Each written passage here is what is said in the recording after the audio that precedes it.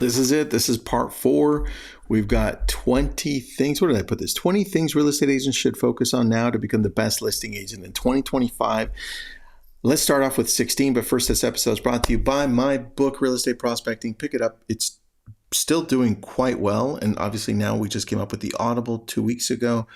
Pick it up. It's great reading or great listening. I put a lot of knowledge into that one, a lot of experience, a lot of failures. So have fun with that one. Number 16, offer value-added services. Here's what I wrote down. Provide sellers with concierge services, if you can, like staging, consultation, or pre-sale inspections to make the selling process seamless. You know what we've done really well that's taken off and other people talk about it, and it's an after the sale thing. So just think of value adds, right? Whatever that looks like for you. Surprise and delight throughout the whole process. For me, it's surprise and delight, and it doesn't end. After we're closed, what we do is we call up the homeowner. If we're representing the buyer, we call up the homeowner, the new homeowner, and we say, hey, look, it may not be your first time buying a home. It may be your second time or wherever. But when I bought a home, even the second time, I forget where things are that are important. So I'm going to send over my home inspector, and they're going to show you exactly the 6 things that are going to be very important for you to know where they're at. And he's going to record them. And then once they record them, he's going to put it up on Dropbox. So if you ever get lost about where things are, at least you know, right? And so the 6 things he goes over are, let me see if I can remember them. Number 1 is where the water shutoff valve is, where the gas shutoff valve is, where the electrical box is, how to clean the dryer vent, removing and putting on carbon monoxide and smoke detectors. Some people don't know. Some people don't know how to do that and how to check it and so forth. And lastly, the HVAC filter. Those are the 6. Now, you may have more, or you want to have more. For us, it's just those 6, but they come in so handy.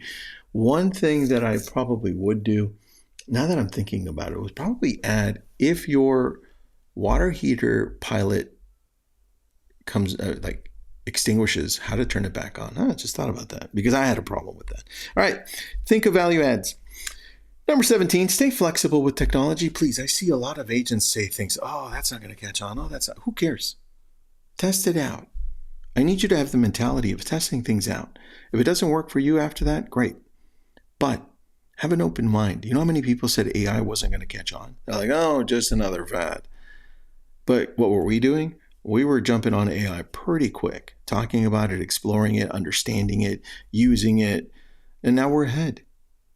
So I want you to continually be seeing what's out there that I can use for what I'm already getting business for. Past clients, great. How does this tech fit into getting more past clients or making them happy? Online leads, great. How does tech fit into converting at a higher level? Stick with what you're great at, but add that technology to it. Number 18, create compelling content. And here's what I put for that. Establish yourself as a thought leader by producing blogs, videos, or newsletters focused on selling strategies and market insights. For me, I would want to pick one. I wouldn't want to do all of them, right? Because as you get scattered, you end up doing none. So pick. What's it going to be? Is it going to be videos? Is it going to be blogs? Is it going to be newsletters? Do you write better? Or if it's a newsletter, remember, it doesn't even have to be you. You just have to piece it together. Use MailChimp. It's free. The point is you're going to grab information from the internet on the latest articles for real estate and then put them in there. Put them in there. Put the local ones in there. People love to read news and what's happening, and they're going to attribute it to you. It's like, oh, Tristan's always on top of it. Great. And if it's a blog, then write what's happening locally. Commit yourself to writing one a week or one every 2 weeks. I don't know. And if it's a video, I don't know how long you want to do those videos for. Is it one YouTube video a month? Is it one short video a day? I don't know. But the point is you've got to think about this and you have to have an answer. Number 19, 2 to go. Develop emotional intelligence. That's a hard one. If you don't have it, I would say you really need to read a lot more. And It's just something that you can develop though. But I would start with books like Emotional Intelligence. I would start with Extreme Ownership. The books, these are books, right? Emotional Intelligence 2.0, Extreme Ownership. I would start with even This is Marketing by Seth Godin. I had to look to my right because it's there. These books really put things in perspective as to what's going to connect with other people. And sometimes we miss the cues from other people because we think that we're more important.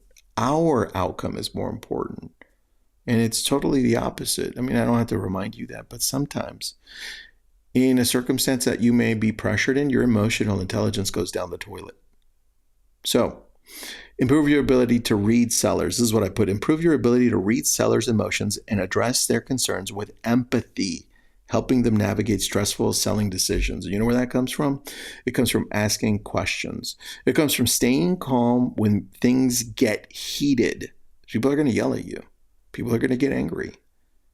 And it's your job to remain calm. Number 20, invest in continued learning. This is why you're listening to this. I mean, do you really have to invest in it? If you're part of Why Realty, you get everything. But if not, I mean, I provide so much great content already. You have the blog, you have Lab Code Agents, you have our YouTube channel, you have the updates that we give, you have the interviews that I do with all these amazing people. Listen, there's no shortage of content for you. You just have to decide who you want to follow and what you want to do with that content that you're learning. So I would challenge you to invest into learning something daily, whether it's listening to it, watching it, or maybe just thinking and writing down ideas that you have, right? That the creation part of this. Anyway, that wraps up the 20 things. This was part 4. Hope you have an awesome day.